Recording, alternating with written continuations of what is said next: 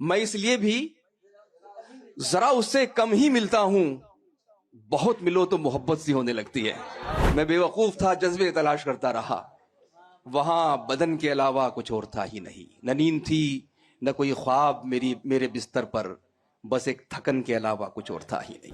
अर्ज करता हूं कि तुमसे मिलकर सबसे नाते तोड़ लिए थे, तुमसे मिलकर सबसे नाते तोड़ लिए थे, हमने बादल देख के मटके फोड़ लिए थे। तुमसे मिलकर सबसे नाते तोड़ लिए थे, हमने बादल देख के मटके फोड़ लिए थे। एक मतला और शेर और पढ़ रहा हूं। अर्ज करता हूं कि दर्द को दिल से निकलने का बहाना मिल जाए, दर्द को दिल से निकलने का बहाना मिल जाए, खुल के रो लूं जो मुझे भी कोई शाना मिल जाए। दर्द को दिल से निकलने का बहाना मिल जाए, खुल के रो लूं जो मुझे भी कोई शाना मिल जाए। और शेर मुलाहिजा करें हजरात, पढ़ता हूं, पेश करता हूं कि उसके कूचे की तरफ चल तो दिए हैं लेकिन, उसके कूचे की तरफ चल तो दिए हैं लेकिन, कहीं ऐसा ना हो रास्ते में जमाना मिल जाए। उसके कूचे की तरफ चल तो दिए हैं लेकिन, उसके कूचे की तरफ चल तो दिए हैं लेकिन, कहीं ऐसा ना हो रास्ते में जमाना मिल जाए, कहीं ऐसा ना हो रास्ते में जमाना मिल जाए। एक शेर पढ़ रहा हूं।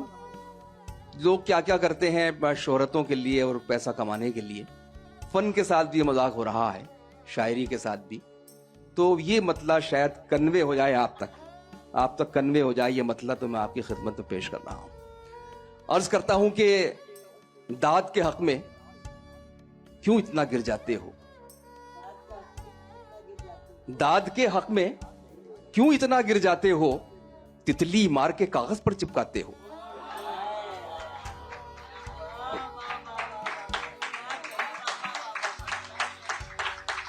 दाद के हक में क्यों इतना गिर जाते हो, तितली मार के कागज पर चिपकाते हो। एक गजल के चंद शेर और पढ़ देता हूं जहां से याद आ रहे हैं। मतलब जरा सा मुश्किल सा है, उसको छोड़ दीजिएगा फिर सुनिएगा। अर्ज करता हूं कि जो नीम शब में निदामत सी होने लगती है, जो नीम शब में निदामत सी होने लगती है, तहे शऊर इबादत सी होने लगती है, तहे शऊर इबादत सी होने लगती है। जो नीम शब में निदामत सी होने लगती है, तहे शऊर इबादत सी होने लगती है। और शेर पढ़ रहा हूं, सब लोग शामिल हो जाइएगा, और होना पड़ेगा क्योंकि आप खुद नजर आएंगे शेर में, इसलिए पढ़ रहा हूं। अर्ज करता हूं कि तहे शऊर इबादत सी होने लगती है। शेर मुलाहिजा करें, हमारे साहब बहुत गौर से सुन रहे हैं। पेश करता हूं कि मैं इसलिए भी जरा उससे कम ही मिलता हूं, मैं इसलिए भी जरा उससे कम ही मिलता हूं, बहुत मिलो तो मोहब्बत सी होने लगती है। मैं इसलिए भी जरा उससे कम ही मिलता हूं, बहुत मिलो तो मोहब्बत सी होने लगती है।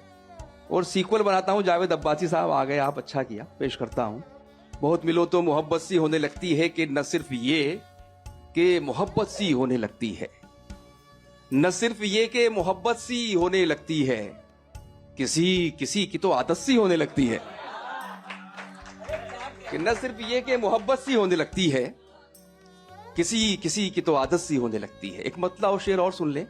अर्ज करता हूं कि जख्म लगे हैं मरहम को महसूस करो, जख्म लगे हैं मरहम को महसूस करो, इसी बहाने तुम हमको महसूस करो। जख्म लगे हैं मरहम को महसूस करो, इसी बहाने तुम हमको महसूस करो। घर के अंदर कब तक जान जलाओगे, घर के अंदर कब तक जान जलाओगे, बाहर निकलो मौसम को महसूस करो, बाहर निकलो मौसम को महसूस कर लो। आंसू है ना आहें, न कोई दुख है न गम है, आंसू है ना आहें, न कोई दुख है न गम है, इस बार का ये इश्क तो औसत से भी कम है। ये आंसू है ना आहें, न कोई दुख है न गम है।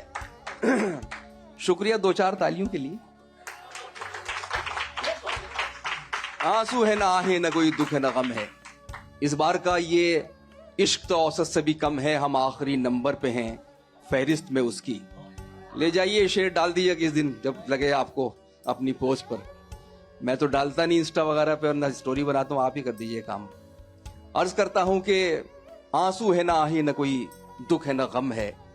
इस बार का ये इश्क तो औसत से भी कम है, हम आखिरी नंबर पे हैं फहरिस्त में उसकी। जब कोई मयस्सर नहीं होता है तो हम हैं।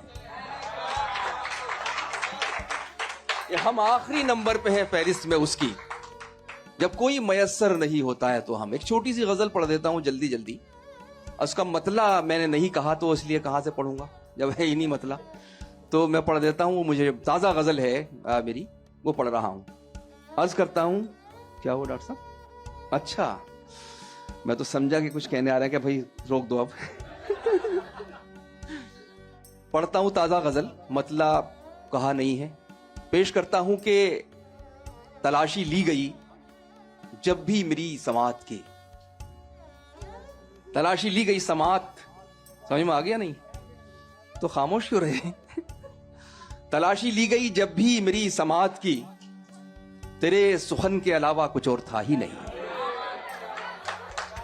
तलाशी ली गई जब भी मेरी समात की, बहुत शुक्रिया, तेरे सुखन के अलावा कुछ और था ही नहीं। कहां की मंजिलें कोई सराय तक न मिली, कहां की मंजिलें कोई सराय तक न मिली। सफर थकन के अलावा कुछ और था ही नहीं। कहां की मंजिलें कोई सराय तक न मिली, सफर थकन के अलावा कुछ और था ही नहीं। और शेर मुलाहिजा करें कि हंसी न होके भी उसको हसीन लगता था।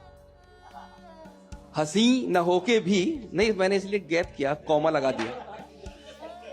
मैं पढ़ रहा था पहली बार, मैंने मेरठ में ताजा शेर कहे तो वहां वो आई थी वला जमाल अल असीली, बड़ी मुश्किल से नाम याद किया मैंने, मिस्र से, काहिरा से। तो वो उर्दू जानती है, बड़ा फर्राटेदार उर्दू बोलती हैं अरबी। तो जब मैंने पढ़ा के मैंने यूं ही पढ़ दिया कि हसीना होके भी, तो उसने कहा हसीना। तो इसलिए डॉक्टर साहब ने ध्यान दिलाया कि हसीना। तो मैंने कहा हसीन न होके भी उसको हसीन लगता था, ये हुस्न जन के अलावा कुछ और था ही नहीं। हसी न होके भी उसको हसीन लगता था, ये हुस्न जन के अलावा कुछ और था ही नहीं। और वो शेर जिसकी वजह से ये गजल हुई है, जो पहला शेर हुआ तो वो पढ़ रहा हूं। अर्ज करता हूं, पूरा हिंदुस्तान के, पूरे जो आलमी इस वक्त मंजरनामा है पूरी दुनिया का, उसमें नजर आएगा। पेश करता हूं कि ये हुस्न जन के अलावा कुछ और था ही नहीं। ये किसका शहर था, बाजार तो बहुत थे वहां। इनसाइडर साहब आप भी सुने, आपका नाम भूल गए, वो इनसाइडर्स आए, प्रदीप भाई सुने ये शेर। अर्ज करता हूं कि ये किसका शहर था, बाजार तो बहुत थे वहां, मगर कफन के अलावा कुछ और था ही नहीं। कि ये किसका शहर था, बाजार तो बहुत थे वहां, मगर कफन के अलावा कुछ और था ही नहीं। और आखिरी शेर, हाँ वही आ रहा है, इसको अभी सुना मत दीजिएगा आप जल्दी से। अर्ज करता हूं कि मगर कफन के अलावा कुछ और था ही नहीं। और शेर ये है कि मैं बेवकूफ था, जज्बे तलाश करता रहा। मैं बेवकूफ थी भी पढ़ सकते हैं आप, ये न समझे कि लड़कों का शेर, लड़कियों का शेर भी है ये। अर्ज करता हूं कि मैं बेवकूफ था, जज्बे तलाश करता रहा, वहां बदन के अलावा कुछ और था ही नहीं। मैं बेवकूफ था, जज्बे तलाश करता रहा, वहां बदन के अलावा कुछ और था ही नहीं। न नींद थी, मैं बेवकूफ था, जज्बे तलाश करता रहा, वहां बदन के अलावा कुछ और था ही नहीं। जब इन्होंने दोबारा शेर सुना ये तो मुझे डर गया, क्योंकि जब मैं एक बार पढ़ रहा था कहीं मैंने कहा कि मैं बेवकूफ था, तो नीचे से किसी ने कहा बेशक। मैं डरा कि कोई ना कहते कि बेशक। मैं बेवकूफ था, जज्बे तलाश करता रहा, वहां बदन के अलावा कुछ और था ही नहीं। न नींद थी, न कोई ख्वाब मेरे बिस्तर पर, बस एक थकन के अलावा कुछ और था ही नहीं।